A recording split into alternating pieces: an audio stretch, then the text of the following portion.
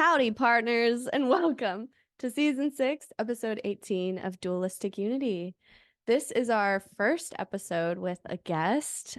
We had the lovely Paige Randall join us for this chat.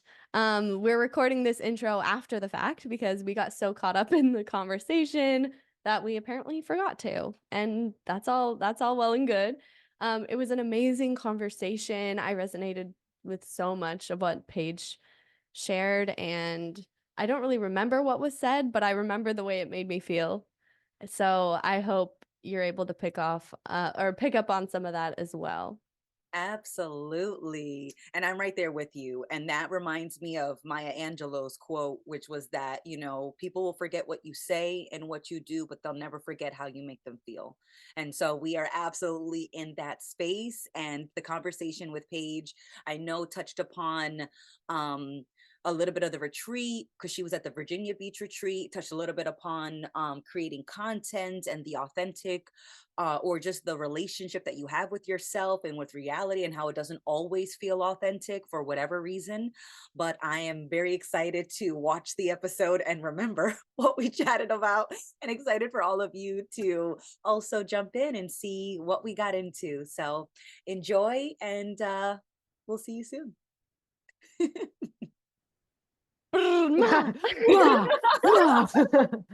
So, oh my goodness. Hi, everybody. Welcome to a very exciting episode. This is Season 6, Episode 18. And this is exciting for so many reasons. One of them being that this is the first time Jackie and I have had a guest.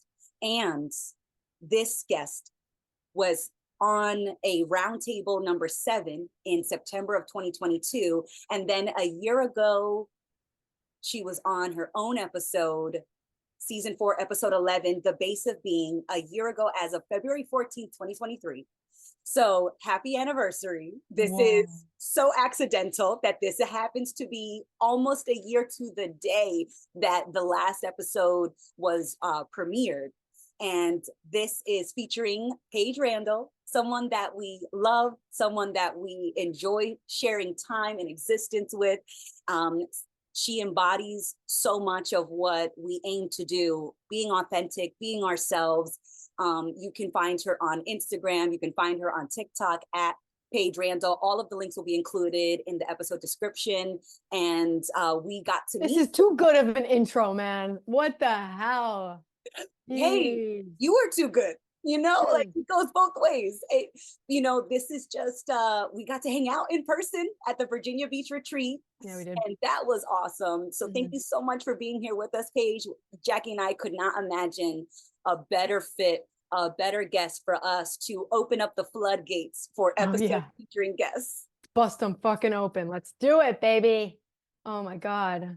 Yeah, I know. This is like super exciting. And it was funny to finally meet you in person because I think we both realized how similar we are. And not even to just say that, but like, when you meet someone, you're like, holy shit.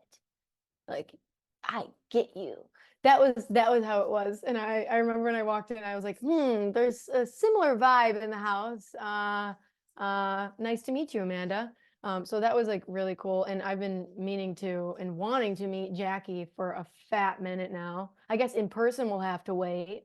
But like, this is cool. This is a fun little circle. I'm cozied up on my chair. I'm ready to just dive into literally anything. So yeah, that's all I have to say. Yeah, Paige, the feeling is mutual. I've been wanting to just like shoot the shit with you for a fat minute, and I don't know why, reasons, life, things. We all are out here doing our thing.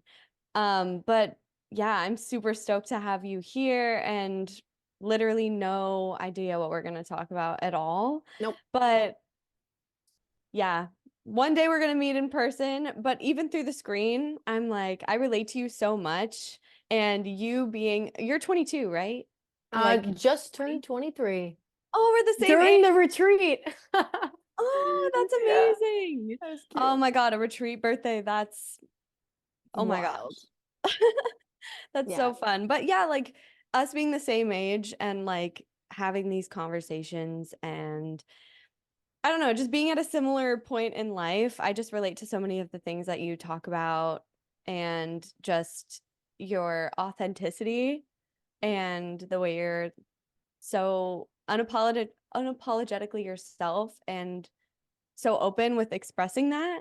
It's really cool and admirable to me because I post a little bit, but I would love to start posting more consistently and just seeing your videos and you just showing up as you are. And like, I just appreciate that so much. And so I don't know why I shy away from like being that authentic as well. That's And funny because it's all I was just talking to Amanda, like it's so funny how we perceive each other because that's not, I would never pick that up from you. Or I was telling Amanda, I'm like, I would never pick up that you were scared to post or like or share, like because she was talking about she just posted her first video like on TikTok today. And it's funny too. Yeah, I know, right? And it's funny too though, because you're saying those things about me where you're like, you post like, I wish I could post as consistently or, talk about these things. And then as I look at myself, I think kind of the opposite. Like I was just on your page and I was like, I love how she can just ghost for a few days and then pop on. And like I was admiring that aspect of you because where I've been heading lately is like, I always realize, but lately it's been more and more that I go through periods of my life where I know damn well there's no reason for me to be posting like as much as I feel like I'm posting for a purpose or like for a reason that isn't even there. Like I feel like you get into these patterns. Oh, well, gotta post today. What? So I've been at that place where I'm like, I kind of want to shut the F up and hop out of here because I'm someone who's posted on social media for a very long time. And it didn't always used to be like talking videos, but whether it was like working out videos, or things like that, like I've gone through many phases. And it's like I've never taken the moment to shut up and hop off. And that's where I've been kind of being led to lately. So it's just funny. I just wanted to call that out, that how we perceive each other is just so interesting because it's never how we think, like the ideas that we have. It just, oh. yeah, it just goes to show that like one end of the spectrum or the other, like you're still going to be judging yourself for something. Oh, sure. So it's just about, like however you show up authentically. Some people authentically post a lot. Some people authentically go ghost for months and then pop on and post something off the cuff and then turn off their phone, right? But that I'm not saying that's me at all, but like either end of the spectrum, you're going to think you're missing out on something. And I think that's the thing about duality is that if you're one thing, you're missing out or you can perceive that you're lacking in some way, but that's never the case. Like we just are what we are and we fluctuate as I don't know, just as is necessary or as is appropriate for Yep. whatever it is we're going through in our lives. And yeah, I think just making it about ourselves is what adds the weight. And Amanda, I love that you posted your first video today. I loved your video, by the way, and I thought it was the perfect introduction to being like, I've been hiding. And it resonated a lot with me because recently, like, I don't know, the last couple weeks, I've just been realizing how much I've been hiding from myself or like not willing to take responsibility. And so I love just like showing up and saying that with your chest. I've been hiding and I'm not ashamed of it. And like, I'm here now. So I'd love to hear about like your process with posting that and like what finally made you do it. I had a conversation with Andrew this morning, and in that conversation, I was opening up about some of the things that I've been struggling with, and one of those things was posting, and how I was in this endless debate about how to be authentic in that first post, and whether or not I should put on makeup or do my hair, or whether it should be inside or outside. We should have a green screen background, and it was just like all of those were excuses, and really, what was I was just being a little bitch, and just saying that out loud to him. I was like, yeah, Yeah, we really are. We really are being a little scaredy cat, and we don't have to hide that. You know, we can that. So it was Andrew's suggestion to be like, well, just that could be your first video, just sharing that experience of the process leading up to sharing, and how we judge what's going to be shared, and how what is shared is going to be perceived, and the response you're going to get to that. And I completely agreed. And so I recorded the video and just press send. That is, there's no editing done to that video. It is straight up record and send. And I didn't even give myself too much time. I was like, I recorded and then I hit send because I was like, oh, we can't take it back now. And so What a thrill. it was What a terrifying thrill. and exciting. But I did rewatch the episode, Paige, with you, the base of being. And in that episode, the topic of choice comes up, and you were mentioning how there is always a choice. And Ray made us a suggestion about how we are the choice. You know, since you were a guest, you know, what is your perception on choice now? Oh, what a loaded question. You know, it's been a funny year, and I think I talked about that honestly last year, which is just come on. But it's been like another funny year. Every year is funny in its own way, but I think this year, which I think you might have touched on, but for me, it was recognizing choice, but also acknowledging when I was choosing to do something that I knew I probably didn't want to do. Like, this was a year of watching myself go into a freaking hole and knowing that I have the choice to go out, like the door's right there, nothing's chaining me in there, and choosing to like lock myself in there and like be in like a, I don't know, weird, darker place. And where I've come to now, I'm kind of like the groundhog coming out a bit, checking, just checking. Um, and I think I've remembered that like that's that's totally fine and that's okay. But there also comes to a point where, okay, like you have to be able to recognize when you are choosing your own suffering and choosing your own stagnancy. And there's nothing really wrong with that at the end of the day. There's no bad or good, but this year has just been a full year of like, okay, you're aware of all of your choices. What do you want to do? Like, what do you want to do with it? Because I'm also someone who struggles with like honing in on something, which is fine. Again, like there's nothing wrong with doing that. But when I have a inner desire every day to really try to hone in on something and craft something, and I know that I'm avoiding that because of my fear of what that could become, it's like, I don't know, I just keep getting presented with opportunities to recognize parts of myself that I thought were like gone or whatever, and recognizing that in any moment I can go back 100 steps or jump forward or go one step forward or backwards. Like in any moment, all of that exists. And any excuses that I make in my head are just things that I'm looking to grasp on and attach to. And I haven't really done anything yet. I'm still in this weird limbo phase, which is totally fine. It's just, oh my God, like just even being willing to admit that and recognize that like the chain that is holding you back is yourself. The door is open. Just being reminded of that this year has been interesting to say the least. Holy shit, Paige. That literally that brought me to tears because I resonated so hard. Because that was literally right before we hopped on this episode, I was feeling like a lot, and I've been feeling a lot because I've been feeling like I'm not taking responsibility for my life, and there are so many things that like I recognize the consequences of, and yet I continue to do them, and then I'm like, why am I doing this to myself? And almost knowing it's your fault makes it worse. Like, not that it's your fault, but it's your responsibility, it's your choice. And I'm like, I chose this.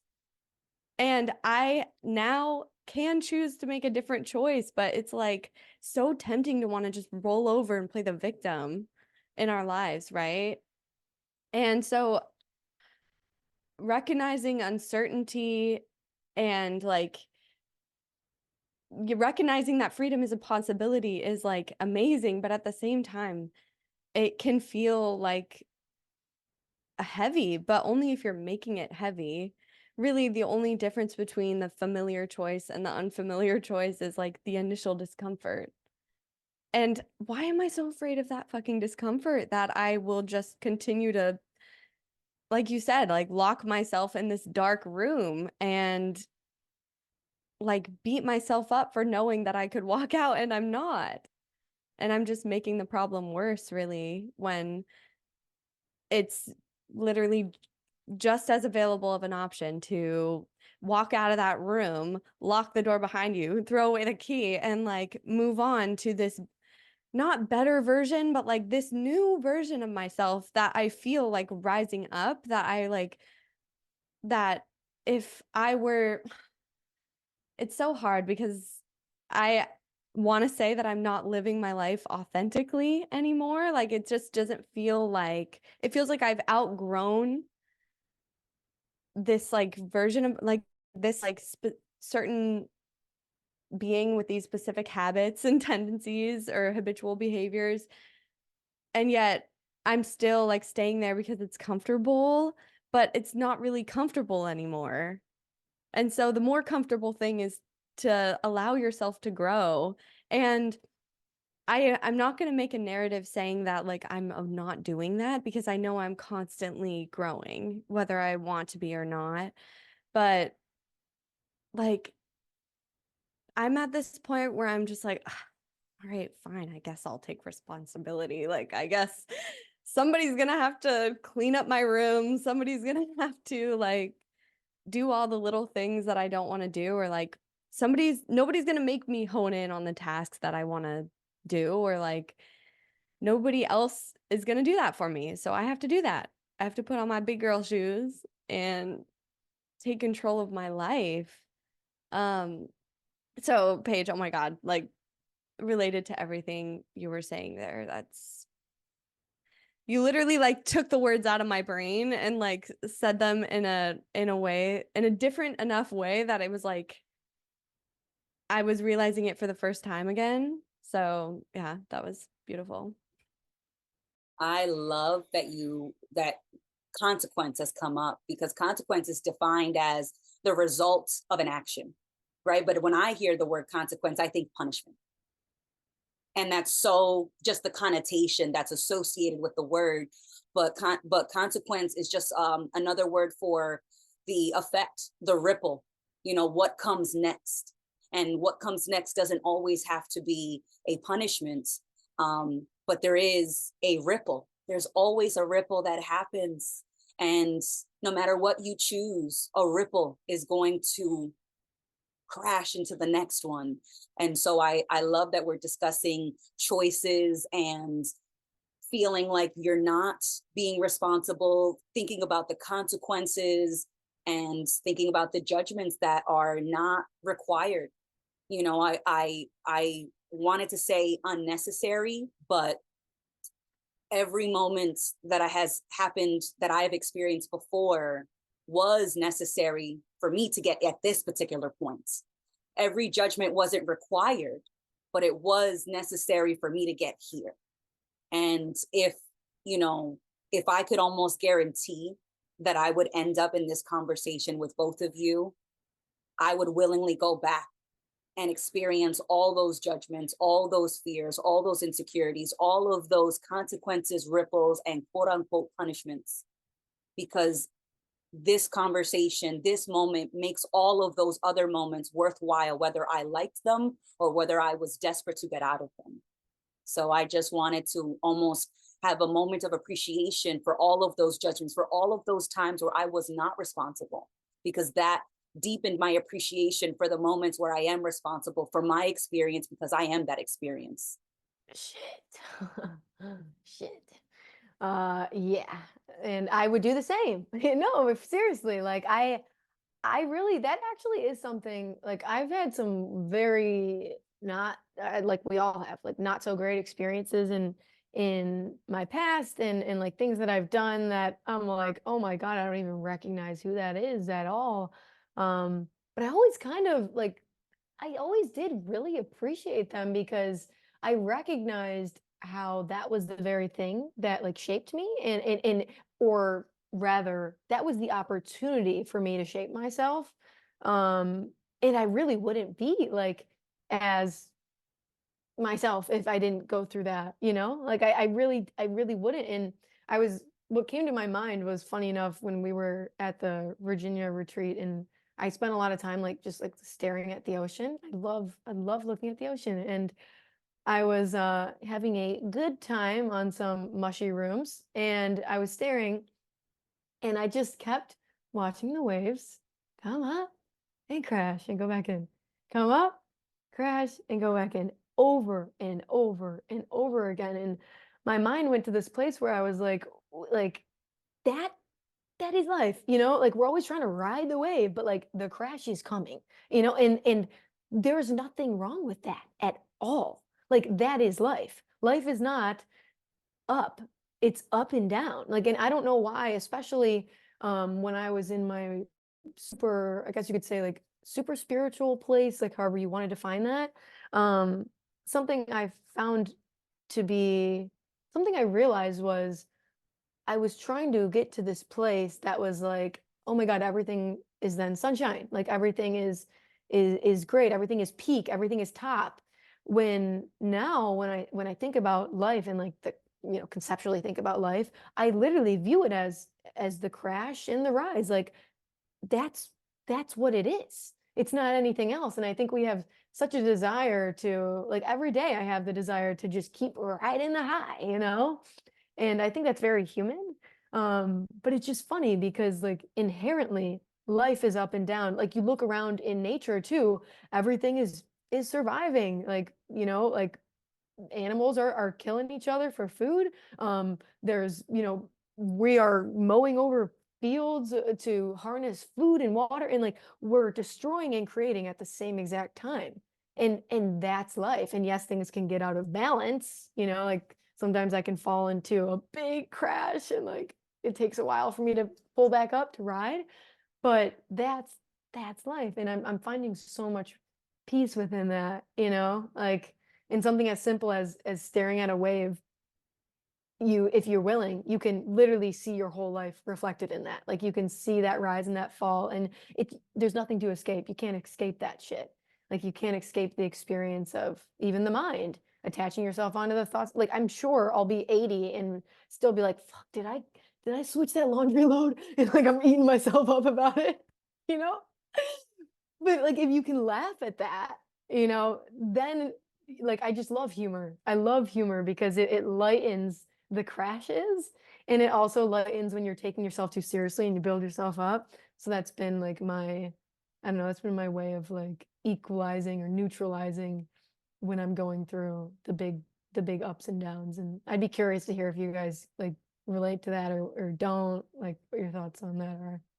Yeah, everything is cyclical and fluctuating between different spectrums of experience constantly. Every single aspect of our lives, like our emotions in general, like our just state of being, like our career, our relationships, like our confidence, our level of activity, the things, how creative we're being, like all of these things are fluctuating in different time. Like they're not all fluctuating together at the same time. And yeah, like the cycles are happening constantly. I think of, I forget the name of this symbol, but it's like a snake like eating itself. And it's supposed to be a symbol of like, birth, the cycle of birth, death, and then rebirth, and just a symbol of eternity. Oh yeah, the Ouroboros, the weird name, but I think of that symbol a lot, or like the yin yang symbol as well, or like even the symbol of our breath and like the rise and the crest and then the fall and then the bottom. Like it's everywhere. And Yeah, you can have peace when you understand that it's part of a natural process. It's part of reality just unfolding. And this is just the way it does that. Like we are the same thing that's like making the ocean waves or like creating the cycles in nature of the seasons, and like that's constantly something that we're participating in, and we don't know at one point of the cycle really we're in. And attaching to an idea about where you're at in that cycle can almost, that's what creates the suffering, because you think you're on a high and you're like, I definitely relate to wanting to ride that high. And I feel like constantly in my life, I'm trying to maintain that by like keeping my good habits and like, oh, I'm not doing enough yoga. If I was meditating more, I would feel better, right? Or like, I just blame it on myself for going through a low. I'm like, if I'm going through a low, I must not be taking care of myself. I must be doing something wrong. But like, maybe it has nothing to do with me at all, or my choices. It's just something I'm going through. And yeah, so I struggle with making peace with that. Or it's even But like, sorry, I had a thought that I want to share. Like you were just saying, like maybe it doesn't mean it's I'm not taking care of myself. And it's like, even if you aren't though, and that can be like a hard thing to be honest with yourself about. It's like that's the reality of that situation. And then through that recognition, I could be like, okay, I could do something about it, or I could not. And it goes back to that concept of responsibility. It's like if you can at least recognize the responsibility that you have and the opportunities that you have, that's all you really need. What you do with it at the end of the day, fuck, it's like that's up to you. But again, there's nothing inherently bad or wrong about that. Because if anything, when you stop taking care of yourself, which I have a ton this past year, it makes me remember why I do take care of myself. Like, and I'm like getting back to that now. I'm like, Paige, yeah, you're gonna be like an old lady very soon if you don't start getting back into physical activity and things like that. Like my boyfriend will joke all the time. He's like, I'm gonna be taking care of you at 40 if you don't get back into like doing these things. Because I've had such extremes of being like a literal bodybuilder, like doing a competition and diving deep into that and then not moving for like a year. So, and now I'm finding balance is my point that I wanted to draw it back to. So it's like, even if you aren't taking care of yourself and you know that you're not, it just reminds you why you do. And then you have a choice to do something about that. Yeah, definitely. It is, I love this discussion about cycles. And I love, Jackie, that you just brought up nature, because the example that came to mind was a tree, and specifically trees in New England that shed their leaves, and how, how heartbreaking it would be if the tree would judge itself when it doesn't have those beautiful green leaves anymore, not realizing that the shedding is how it's nurturing itself, because all of those leaves that fall off of the tree break down and become nutrients for the grass and the roots. And so that shedding is food for growth. But if the tree was always judging itself when it didn't have leaves, then it would be much harder to grow the next cycle of leaves. And it would stunt its own growth, judging its growth, judging its progress. And it's just it's not required. It absolutely is. And I definitely resonated with what you were talking about, Paige, and how much, I want to ride the high of positivity. I want to ride the high of self-validation, because this is how I'm holding on to certainty. This is how I'm holding on to identity. But that identity becomes a weight. And I can certainly judge the weight, or I can set it up and do some reps. Yeah, let's do this. Identity isn't this curse to get rid of. It is a tool, but the tool can very easily become a crutch when I think that existence can't happen without the tool. And it's just not the case. But that is a part of it. A part of getting up, a part of the process of getting up is falling down. Like that's that. There's no getting up if you didn't fall down. Like that. I'm so sorry to tell you. Like it is a part of that process, you know. So so it just seems so funny that we judge the falls and we praise the getting up, not realizing that it is all connected. It is all a part of it, and because any experience that is singular has no depth. So if it was all joy, the joy would get very old. If it was all positivity, if it was all wins, the wins, you wouldn't have an appreciation for the win without the loss. And so I love the way that a coach put it for me in high school, which was that, there is winning and learning. There is no losing, because you learn more from your losses. And if you're not able to appreciate that, then your wins will be empty. And then you'll be a sore winner instead of being a sore loser. Oh, something you said there. It was like any event in singularity has no depth, and that's so true. Like, what's the alternative? A neutral experience? Where's the drama? Where's the suspense? Where's the like spice? unseasoned chicken? Yeah, unseasoned bland ass chicken. Yeah, it's good protein. It's healthy. It's healthy. But is it healthy? It's fucking boring if it gives you no joy, right? Is it really healthy for you? Oh my God. Or I think of it like too, like if everything were to be, good all the time or whatever, like you literally wouldn't know that it was good because it's all the same. Or it's like I don't know the word, motion still picture. I don't know what I'm thinking of. I don't know. Yeah, like you wouldn't even know if nothing was changing, like there'd be no movie, bro. You'd just be like It'd just be a this. frame, one Yeah, frame. like one frame. How boring is that?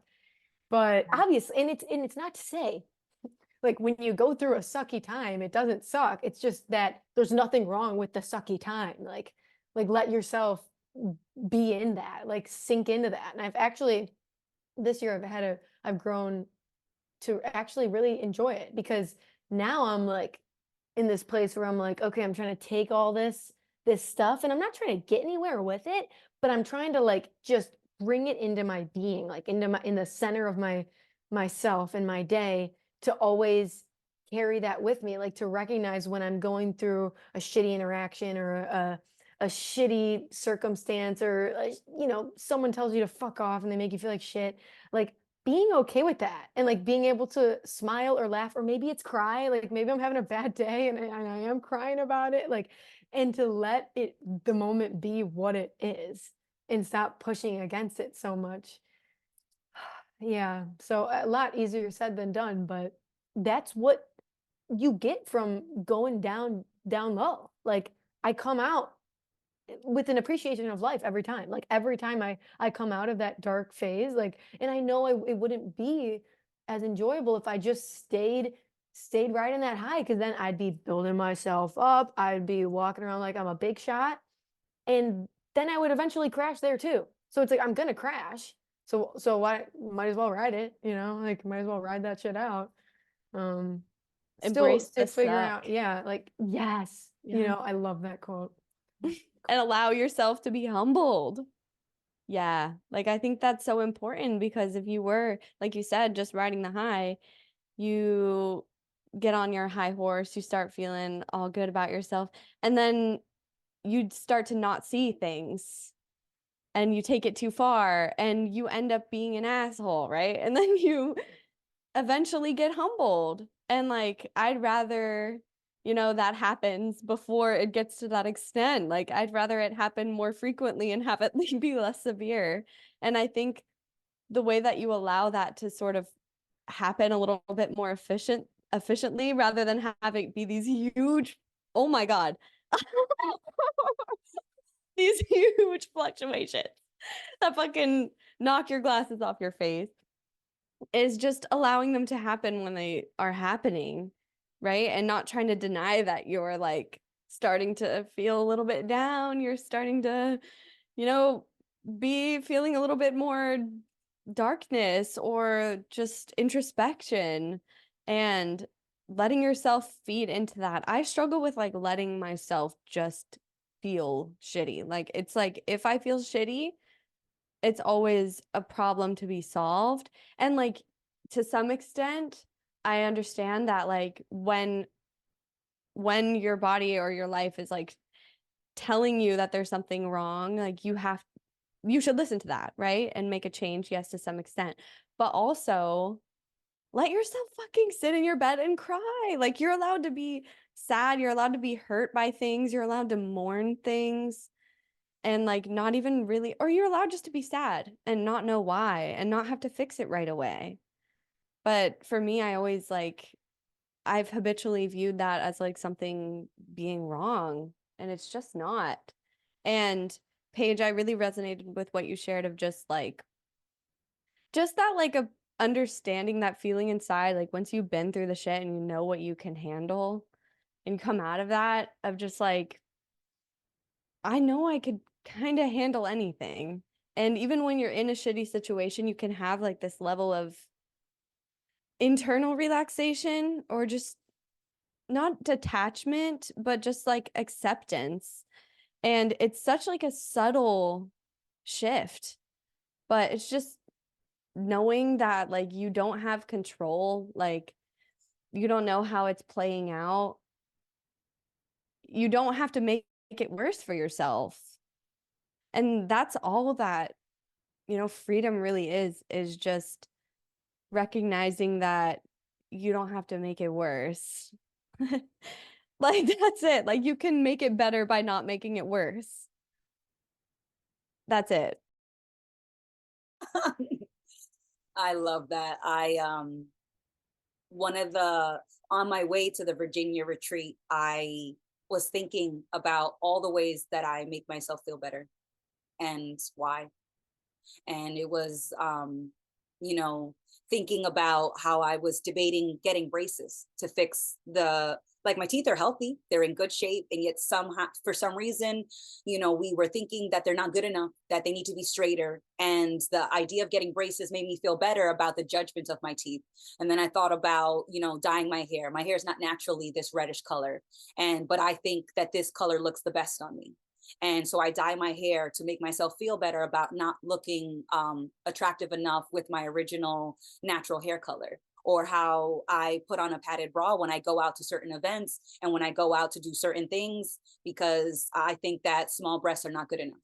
And so there are so many things that I still do to this day to make myself feel better about things that I never had to make myself feel bad about, because I never had to create the bar that I didn't reach. And then I never had to move that bar so that I couldn't reach it, even if I did something to make myself feel better, because deep down I knew that it wasn't authentic. And I was only really doing it to make myself more valuable, more, and it felt like a bitter pill to swallow, because I was putting myself through all of these things when I never had to. And I know that a lot of these bars we get shown by our friends and family in our society and our culture. And so, it's not like I got here, quote unquote, by myself, right? But I do maintain it, a lot of it, by myself. So, being able to admit that to myself with nobody watching was a very nourishing, like, comfortable moment, because I got to be there for myself with my insecurities as I was looking at them, not like they were a problem, but like they were an opportunity, like they were pointing towards something else, and I feel the same way about a lot of the emotions, a lot of the emotions that I think are negative, they're pointing towards something. I recently went through kidney stones. And so it felt like my kidneys refused to be silenced anymore. And they were like, damn it, we said drink more water and we meant it. And we were not taking care of ourselves. I refuse to be silent, and so here I am drinking my water, like, message received, got it, and I'm sure I will forget to drink water later, like it's these cycles happen because it seems like such an impossible mission to give myself to pay attention to everything all the time. And so that means that there's going to be priorities. There's going to be moments where I prioritize one thing over another. And when I do that for an extended period of time, that has a ripple. And so it feels like just this open, endless ocean of potential and opportunities to just pay attention to what I'm paying attention to.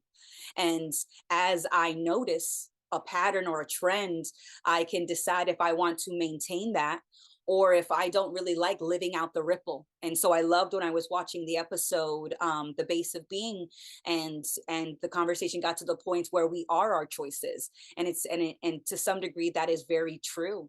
You know, I choose not to drink water. I am the choice of dehydration. I am those choices. I am that experience. And I love to blame everyone else. And I love to blame the food industry that puts too much salt and sugar in food anyways. And it's like, yeah, but there's always a choice to drink more water. There's always an opportunity to shift where the attention happens to fall. And I love the analogy of our attention as like a spotlight on a stage, and you can move that spotlight anywhere. And if you keep it on one thing for long enough, it you give up the opportunity to see something else. And when you notice that, judgment isn't required. You can just move the spotlight somewhere else. That topic of like tunnel vision is wild.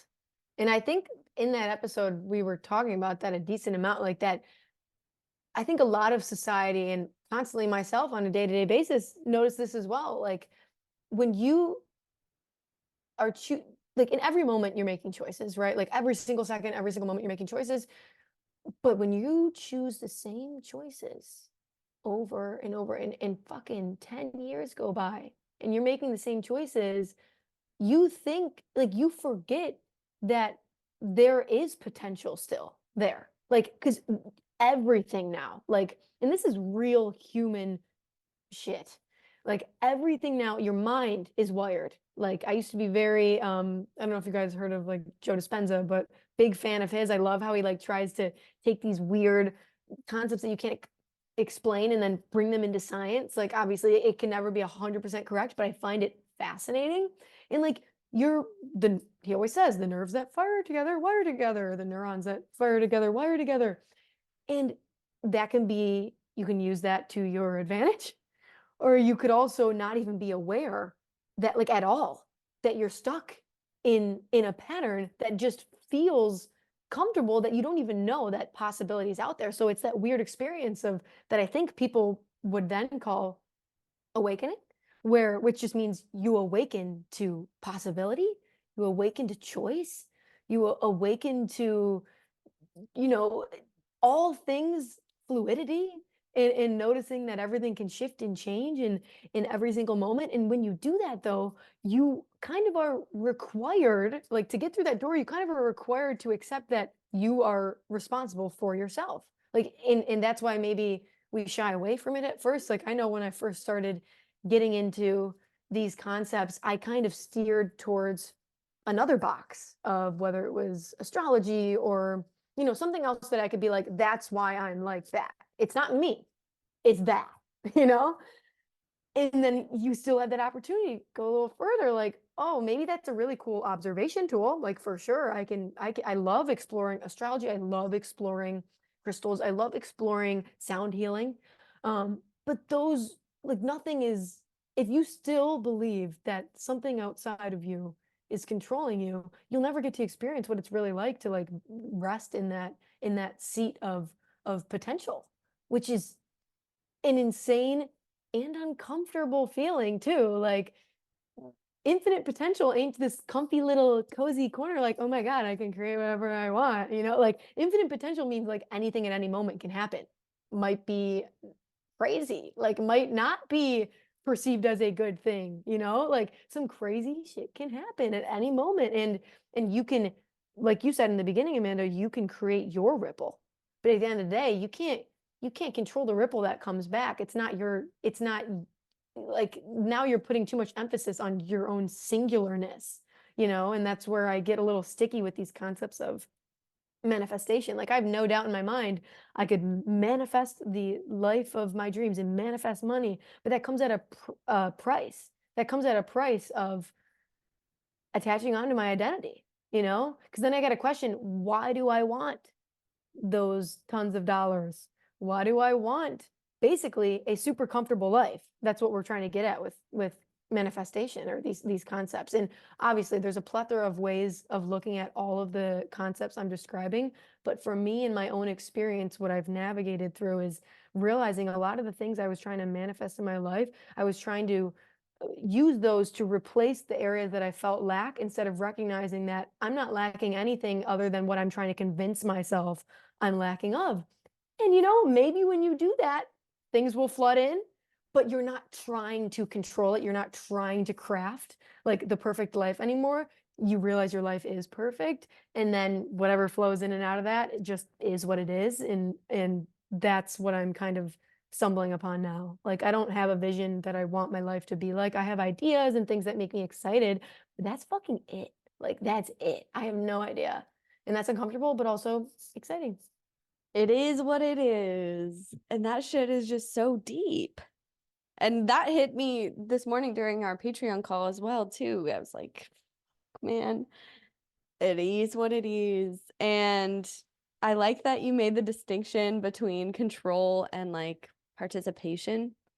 Like, we are responsible, I guess, for our ripple, the way we show up, the way we talk, the way we carry ourselves, just the way we interact with people.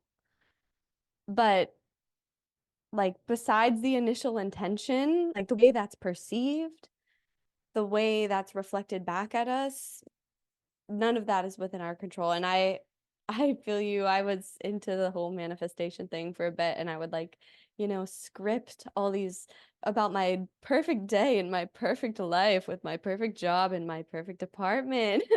And like, I was like, wow, I can make the universe work for me.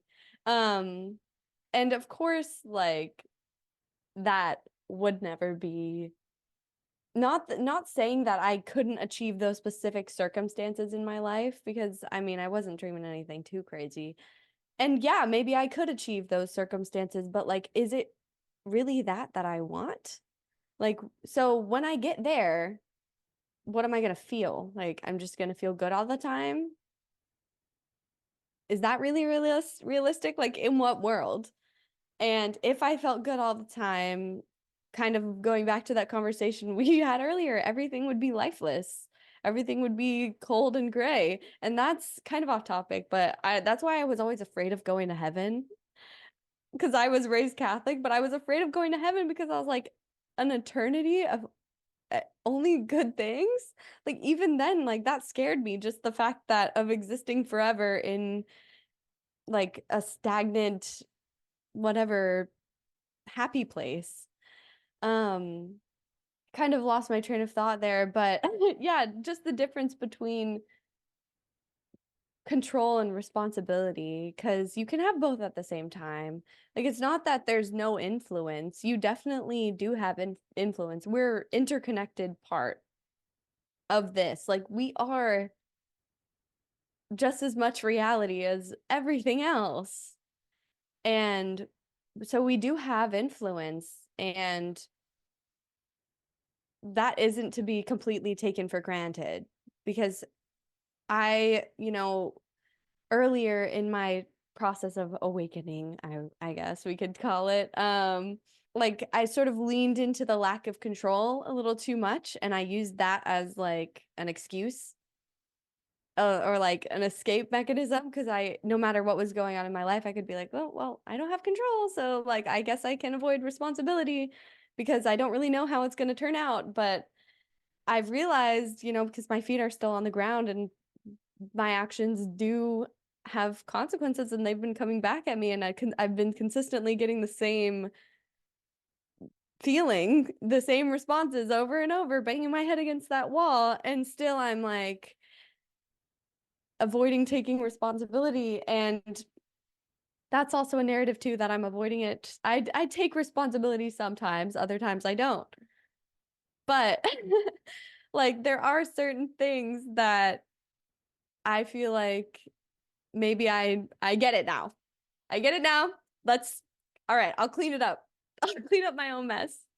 And I could just continue doing that and moving forward, but there's no like endpoint to that as well. So you can also have this baseline feeling of like, no matter what the fuck is happening, whether I'm taking responsibility or care of myself or not, it's still fine.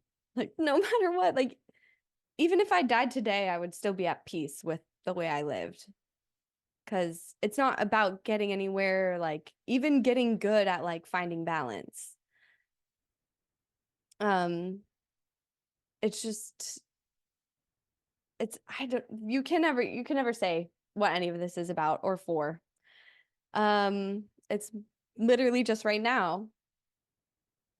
Like, if this was your last moment, would you have peace with that? And I think more so recently, I can say that I do, even though I don't feel good all the time. I actually feel pretty crazy and insane and bad frequently. And that's okay. I love that manifestation has come up, because I definitely got caught up in that. I definitely bought what they were selling, and I ordered I had a subscription to the manifesting service, and it was always me desiring something else. And then I got to a certain point where I realized, like, to some degree, we're always manifesting. And what I mean by that is that our life constantly is reflecting what we're prioritizing. My life is constantly reflecting what I value. And so I could manifest a different life, but that different life won't show up unless there's a different person living that different life. And so I love the quote, very often a change of self is needed more than a change of scenery, because you could change the scenery 1,000,001 times, but if you're still showing up with the same identity, that identity will unfold in the same way. And so it doesn't matter what you're trying to change around you. It's what kind of experience do you want to live? What kind of experience do you want to be? And so I have goals, but my identity is not tied to those goals. So if we didn't accomplish said goal, it wouldn't be time wasted. And I say that because I was watching an episode with Chicharito, the football player, the famous football player, who was saying that in pursuit of a goal, you are changing. And so by the time you reach that goal, you're no longer the person who wanted to make it. And so it's more, it's almost like you're appreciating the experience of pursuing the goal, because you're seeing how much you are changing. And so when you get there, you're not the same person who wanted it. And so moving your attention, creating other goals, isn't so much tied to your identity, because you feel more like the process than you do like the person crossing the finish line. And so I love that he gave that example where, or from his perspective, that he was saying that, you're not the same person who wanted the goal even when you accomplished it. So if you were to change goals infinitely, you wouldn't care, because you're not tying yourself towards getting that. You're enjoying the process of just pursuing it. And so for both of you, what is your relationship with goal setting? Because I know that that's certainly a topic of a lot of confusion, like making a choice, making a decision, picking a goal, and is it authentic? So many of us are struggling with that. And so I'm just curious, how are you guys, like, what's your perception on goals and making choices? This is going to be kind of random, but my mind first went to, so I work with like my day job. I work with founders who are trying to like scale their companies. Well, I help manage the course and the community. And I talk to founders every day, that are trying to make this thing that their baby, like grow big for the world. And sometimes like it gets messy is what I'm trying to say. And what they've taught me about goals, especially like some of the craziest best founders I've met, is that it, like you just said, it's not about the specific end. Like they're doing this to experience what it's like to pursue something and to grow something, and what that turns into. A lot of times you don't know. Like a lot of companies pivot and they change, and they're not they're not stuck on what they wanted it to be. They're letting it evolve to, like, they're letting it become what what it is, like what it's meant to be, which is constantly changing and constantly unfolding. And I think working with them this past year has like really changed my perspective on that, and changed my perspective on what we were talking about earlier, which is like this idea of getting there, making it there. Like you see a lot of founders, like I've talked to founders who are very successful and they're still going through shit, like a lot of shit. And they're still confused about where it's going to go. They don't know what's going to happen. And so like there's this false idea of safety and security when thinking about goals, right? Because like you're taking a goal, like if you get caught up in it, you're taking a goal and you're trying to get there a lot of times for a purpose, because you think you're going to get there and then be like, oh shit, all right, I'm in the clear. But like you just said, you're not the same person once you get there. So it's like, for me, I think what I'm trying to allow myself to get to is I have so many things that I want to pursue, and I'm not allowing myself to do that out of the fear of really singling in on something and going after it. Like even I really enjoy, if you can't tell, I really enjoy speaking. Just a little. And I enjoy like in the past I've done quite a few in-person guided meditations and things like that. Like I love being in a room with people and giving them a path to possibly relax deeper into themselves. And so something I started doing was recording guided meditations, and that was a lot of fun. And then I like stopped. Like this is recent. This is like a few weeks ago. And I'm acting like I'm trying to figure out why, as if I don't already know why.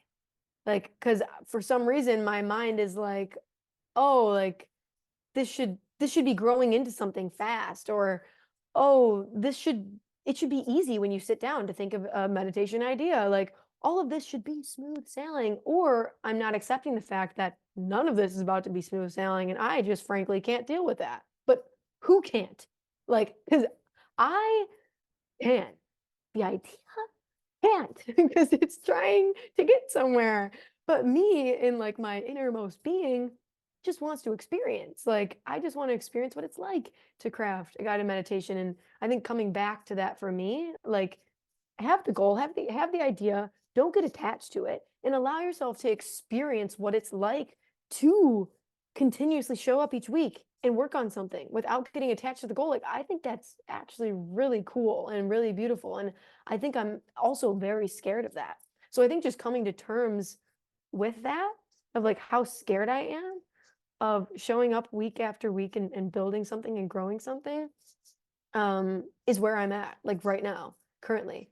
And I think I'm gonna go record a guided meditation after this. And I'm partially saying that to hold myself accountable. Um, but that's literally where I'm at with goals. Like they're very interesting. They're very interesting.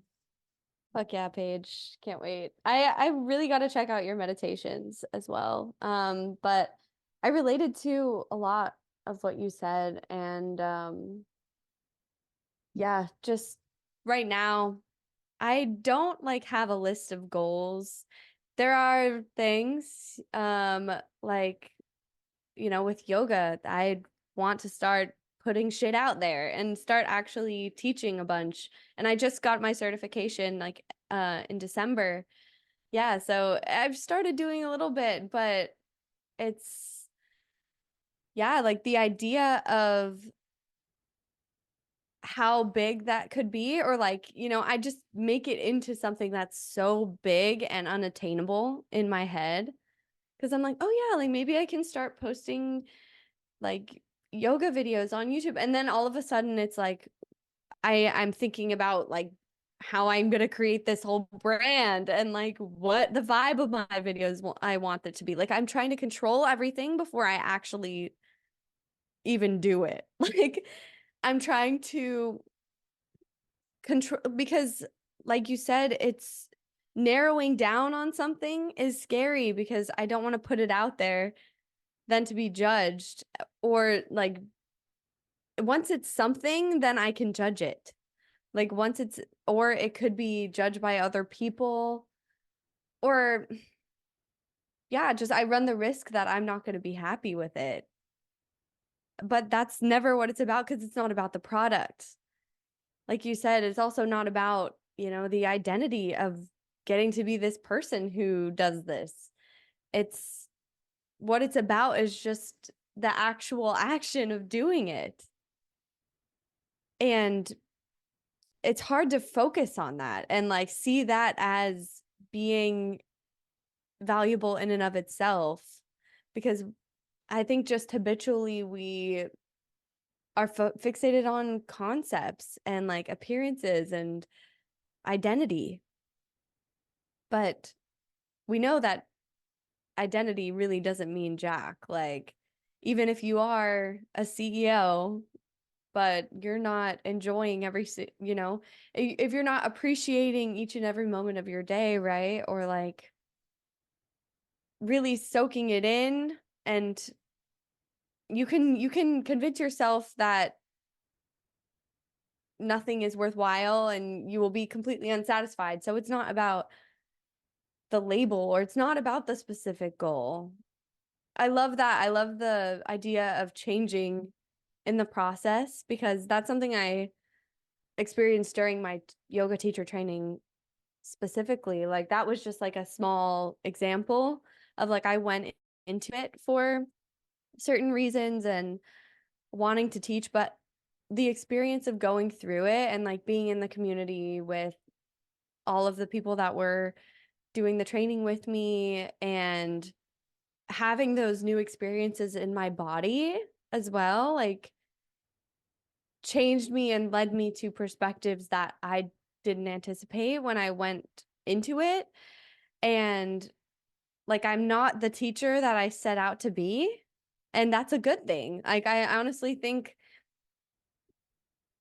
I'm like, it's better because I allowed it to unfold.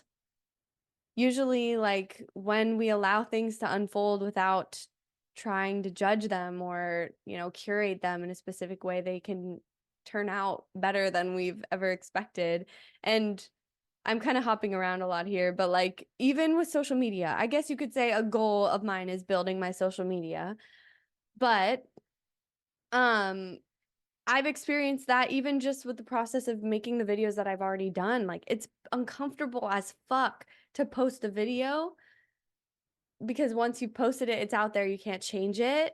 And like, all you can do is just keep making more. But it's been interesting to see how much I've grown just in the process of doing it. And so that's inspiring in and of itself. And like with the podcast too, like, just, you have to just fucking hop into things one thing at a time and not focus on the big, you know, scaled out idea that you have.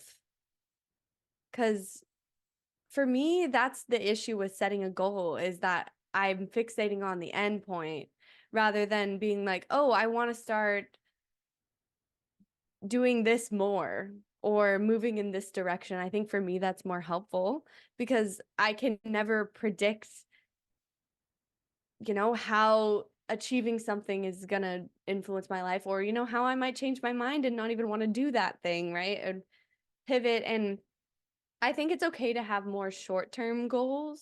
I think that's usually more helpful, or like a general direction rather than like this big thing. Cause then for me, I just like freak out and it seems so unapproachable. And Paige, like you said, the idea of me, like little old me, I'm gonna do that. Like, I know I'm infinite and I can I can do anything. But, Jackie gets a little freaked out when the idea of like her dreams coming true is like brought on the table. So yeah, being a human is so silly. Mhm. I love it. We are galactic bunnies hopping all over potential. Hop, hop. I love it. And I love what you just said, Jackie. Chef's kiss, man. It's like, don't pick a goal, pick a direction. Because you can change directions at any point. And the goal is just this hard line in the sand that you think you have to cross. And it's like, just pursue what you're interested in. Just go in the direction of what you're curious about, and not needing to prove anything or become anything, just being for the sake of being that experience. It's very it's delightful, it's frustrating, it is everything. And it's so funny, I used to think that I had to be on one end of the spectrum, and very rarely did I feel two opposing feelings, like feeling happy and feeling nervous. Like usually I would zoom in on one emotion, and I would think that that's all that's being felt, that that's all that's existing, and everything is always on the table.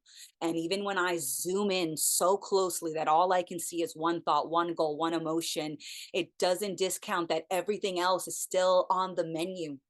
It doesn't eliminate options. And so I love that at any point you can change directions, and it means nothing about you, and it means nothing about the experience, and it's not that it's inauthentic. And I think even for moments where I am like knowingly pretending, that is authentic pretending. You know, so like, you know, we are technically always authentic, even when we are pretending, because, you know, that is a part, a part of it all. I'm at a loss for words. I got nothing. I just feel good. I just feel like I think I just love these conversations, and I think they're so important because I don't know, it's just you look around everywhere these days, and it's so clear that we're all trying to be something. Like you go on social media, and like I remember too, like if you go on my TikTok, you might be like, "Oh my God, she built like a decent follow." I don't know. I'm assuming what people might think if they click on my profile. And for me, it's like I don't feel that at all. I still, my mind every day will be like, "Oh my God, like your posts aren't doing that well. Is there something wrong with you? Like, are you not speaking like all of these things that my idea of myself and my identity want to assume and go. So I kind of like laughed a little, Jackie, when you were like, because it's a real goal. Like I had that goal of wanting to build a social, but now I'm realizing, and go do it, go do that shit. But now someone who's like, I guess you could kind of say built one, I'm like, oh my God, I want to rip that shit down. Because now the like, at least for where I'm at right now, who knows where I'll be at. But for me, I'm like, it also gives you another way of what Andrew posted a video yesterday talking about the same thing of like, your mind will constantly try to throw at you then, like, if you do build a following or whatever, and then people seem to disappear, like something's wrong, when it's like, of course, you're changing every day. Like if you're authentically being yourself, not everyone is going to resonate. And you're not supposed to, like, the point of posting isn't to get traction or to like scale something. Again, back to that thought. So for me, that's what, looping it back to the beginning of this conversation and talking about social media, like for me, it's like I kind of want to fuck off so I can get over this part of myself that thinks there's something wrong with me if I'm not posting every day, or if I'm changing, or if, who knows if I am the person that posts. Who is that? I don't know. Like, so like going back to all of these things, whereas like Amanda, you just posted your first video today, and Jackie, you've been posting videos for like, I don't know, I think the past year, I don't know. All I'm saying is like, it's never going to be what we think it is. Ever. I remember being like, oh my God, when I hit 10K, hit 10K. Oh my God, when I hit 20K, hit 20K.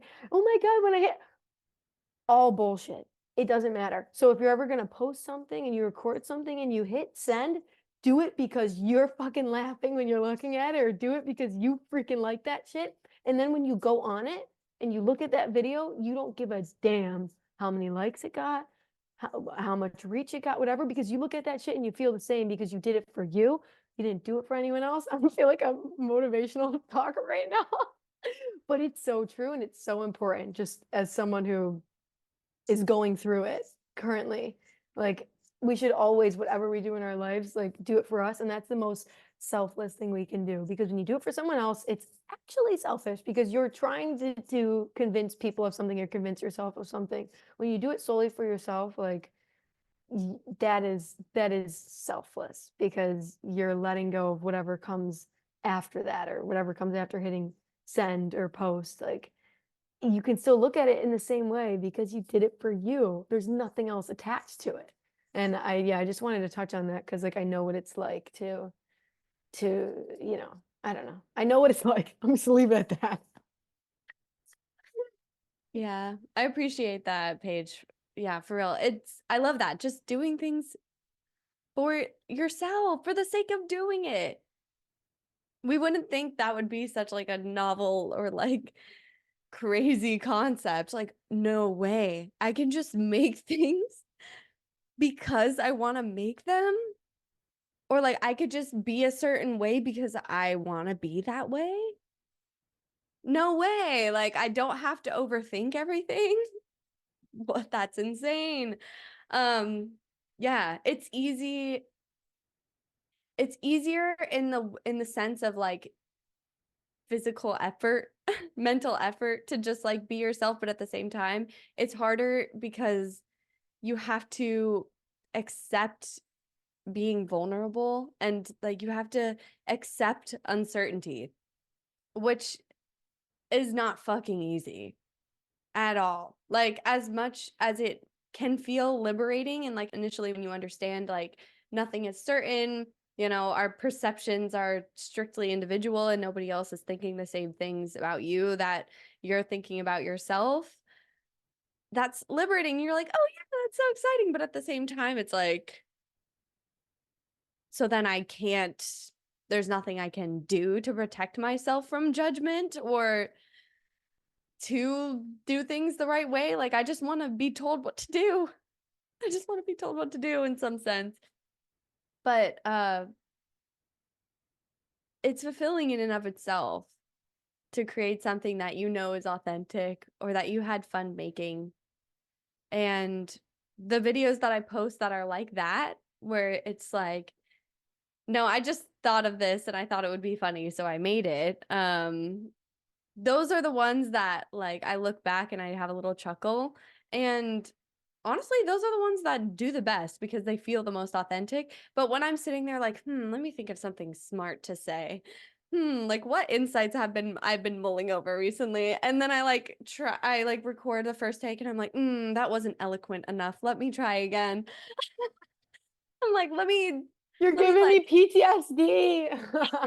I'm like, I'll add that one to the drafts, but let's see if I can make a better one. Like those are the ones that feel like, and I kind of cringe looking back at them, but at the same time, I look at them and I'm like, oh, that's kind of cute how she's like trying to be something. Like, oh, poor girl, I thought she had to be something. And I could have that level of empathy for myself. But at the same time, like it's a very clear difference and it feels different. And yeah, you're just creating weight where it doesn't need to be there. But in general, I agree, Paige. I also feel better after this conversation. Like I was feeling like a dark, stormy cloud earlier. And I was like, I really don't want to get on this call right now. I would just want to like lay in my bed and cry and like feel sorry for myself. But I just love that even though this never solves anything, like these conversations don't make reality any less confusing or fucking intense and uncomfortable. Like it's not an answer, but it's just so nice to feel like I'm not alone.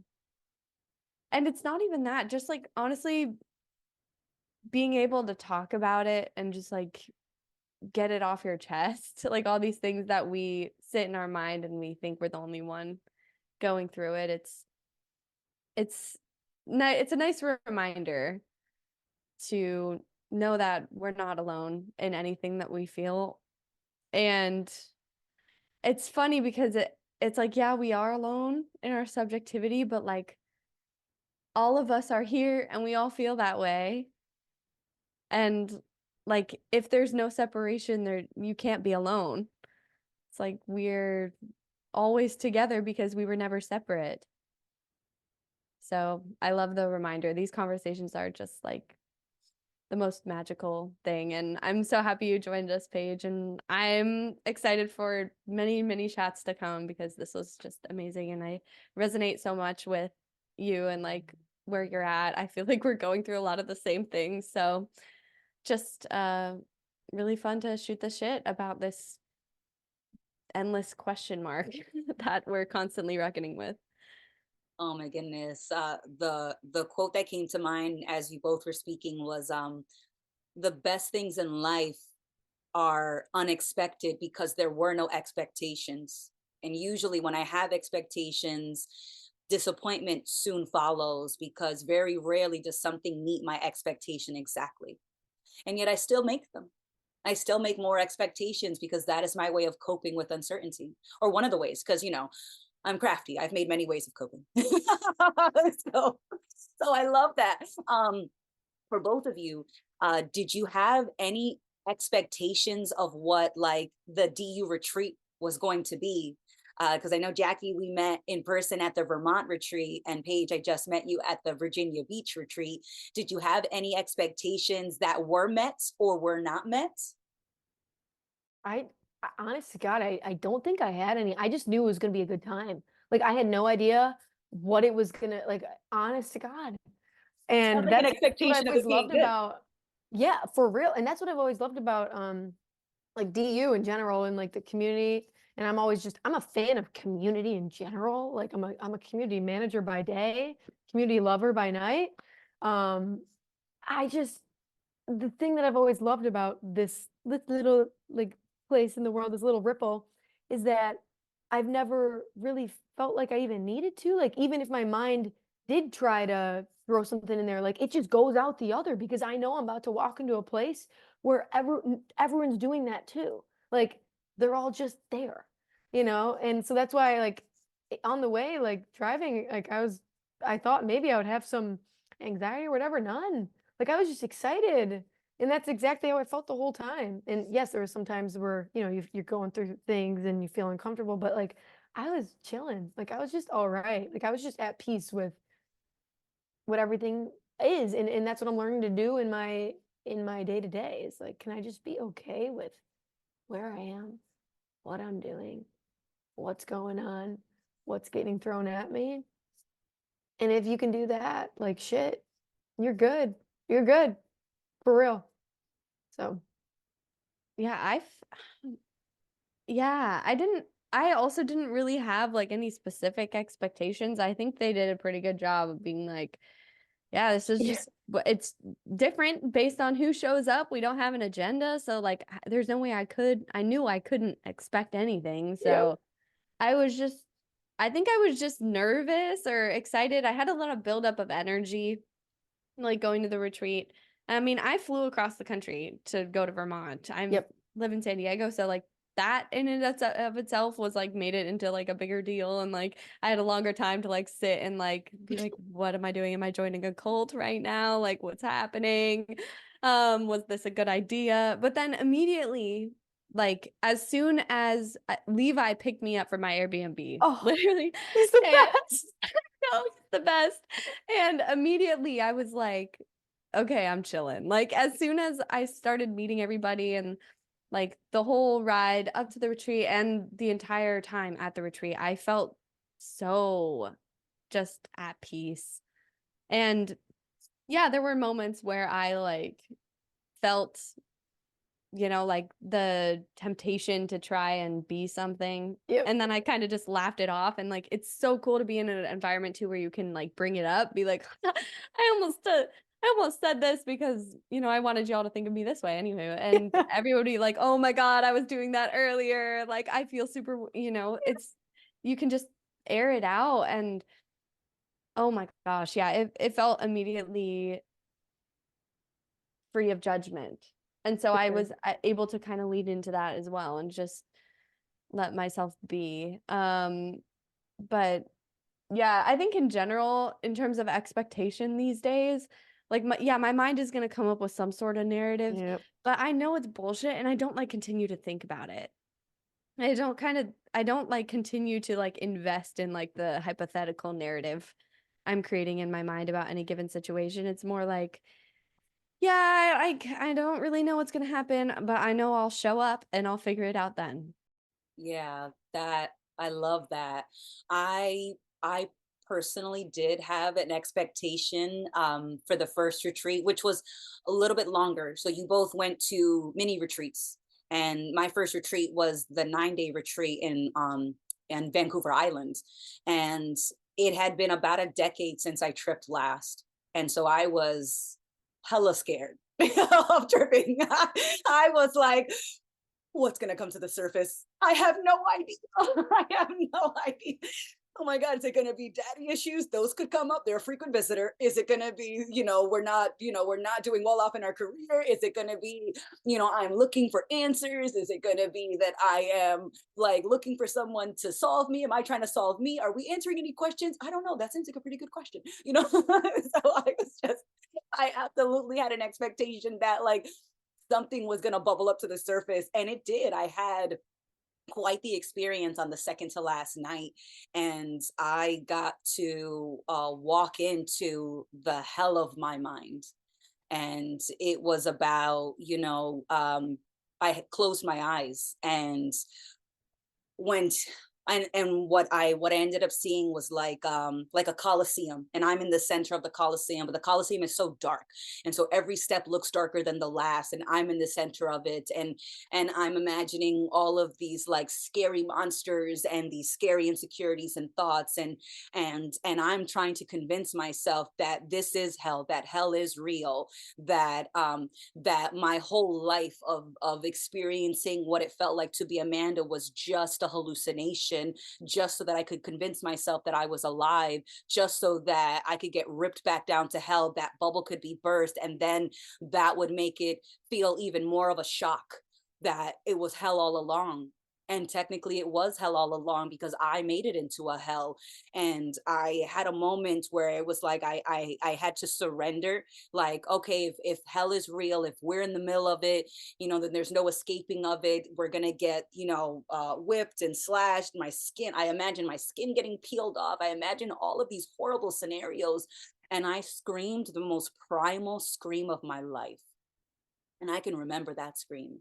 It penetrated through the walls. It woke up people that were on the second floor as I was outside, as I screamed. I screamed like there was no hope. I screamed like there was no joy, and that any joy that I had felt was a hallucination, just so that I could experience that joy being ripped away. And that was the only reason why I felt it. And I screamed and surrendered into it, and then it all just disappeared. It was because I got to see firsthand that I was crafting that hell to trap myself within. And it definitely led to a lot more of exploring the experience that I was both in and creating.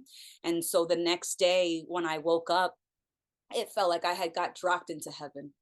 It felt like I was eating every bit of food for the first time, like I was experiencing life, like I was experiencing everything for the first time. And it definitely felt like heaven. And then this thought came to mind: don't get comfortable in heaven. And when I think about getting comfortable in heaven, is expecting it to always feel like heaven, and that quickly turns into a hell, is the expectation that could never be met. And so I definitely had an expectation for things bubbling up to the surface, and that expectation was met. But what followed the expectation was a surprise I could have never imagined.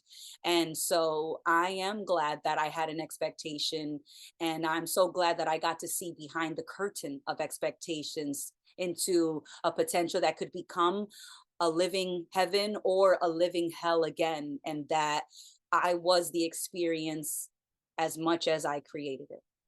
I don't even know what I'm supposed to say to that. That is wild.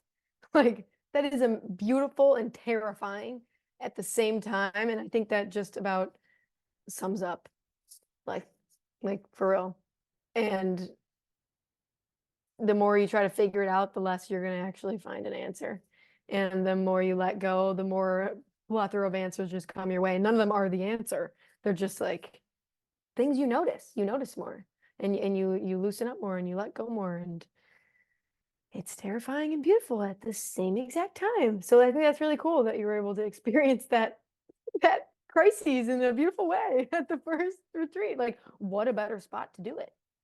What a better spot to do it? I don't know where else I would rather do that at. Yeah, and it was just super cool, like being around a big group of people, all being in that space. And everyone just being there. Like you can't put into words, but just being with people and just genuinely being with people. Like, if you know what I mean. I'm trying to use my vibes and not my words because I don't know how to put it into words. Is a beautiful thing, and I think it's very human and natural, and that's what life probably was before we had so much time to build up our idea of ourselves. But yeah, I just thank you guys so much for this conversation. Like, if you can tell on my face, I'm feeling great right now. I'm gonna go freaking smoke and watch the sunset and just think about how amazing this conversation was. And Jackie, I need to get your number and we need to get a little group chat or something going because this was so much fun, and I am honored. I am honored that I could be the first guest for this shit. Like, and I'm so excited for the people that you're about to bring on. Like, this is just exciting, and I'm so happy there's people like you in the world doing this right now. To be honest, so thank you. Thank you. Oh, you sent it? Thank you. Yeah, I didn't Namaste. even look at the time though. Like, I looked up, I'm like, holy shit. Because I actually do kind of have to go in a second, but like, Mm. isn't that crazy how time flies? Yeah, Like, it really does fly when you're just allowing yourself to be, or it's like time just ceases to be relevant.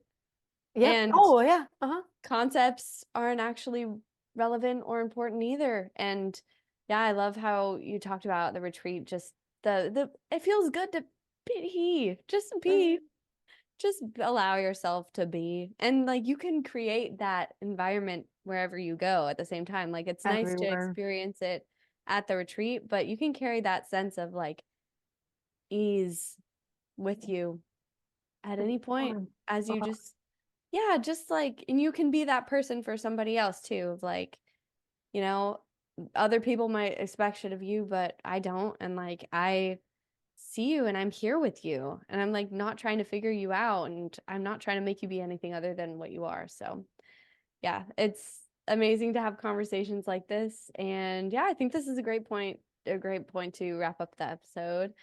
Yeah, thank you both. I feel amazing as well. And more chats to come. And hopefully we can all hang out at a retreat Oh, sometime soon or just outside of retreat, just yeah, we anytime. can do whatever. We'll figure it Amanda said out. she's scheming something up, so Something. let me know. I do love my Actually, yeah, that would be cool because like I am gonna be I'm moving to Austin in June, and Sophie and Daisy are there. And but we don't have to meet up at Austin though. I'm glad to go to San Diego. All right, like whatever you guys want to do. But that's like, I don't know, I'm so excited. Yeah, that will be happening soon. That's exciting. Well, oh my God. I didn't know you were moving. I That's amazing know. though. Shout Mhm. out Sophie and Daisy if you guys are Oh watching. my God, Check out Life Unpotted and for also real. check out Paige on Or TikTok, don't, it's your Instagram, choice. or don't. Yeah, you don't have to, but like I like watching her videos. Also, check out the guided meditations, and she will be Mm. posting another one shortly. Right, Later this Paige? evening. Later this evening. But I will say I'm not going to force myself to think of an idea. But because that's another thing. Oh my God, we could go on with this conversation. Fuck off. Scene. No. Yep. Time to cut it off. We could talk forever, Oh, but yeah. we shall. Like, let's go on a FaceTime soon. Like, I'm down. Like, All call right. me Love you guys. whenever. Oh my goodness. Thank you both for helping to co-create such an amazing conversation. I know I definitely feel lighter or stronger or both. You know, we definitely did some reps, guys. I am so happy that you both exist, and I look forward to seeing the tsunamis of change that you are creating, and the ripples and all of it, everything in between. Thank you everybody for joining us. We are so excited to have on more amazing guests like Paige, and we recommend you check it out if you're interested in exploring the adventures of Paige. And don't forget to check out Being Yoga with Jackie and because she talks about not making yoga content like she's not making yoga content already. And I'm just saying, you know, but you know, enough of that. I love you both. I love you guys. Thank you so much, everybody, for being here, and look forward to seeing you again soon. Bye. Bye, everyone. Bye.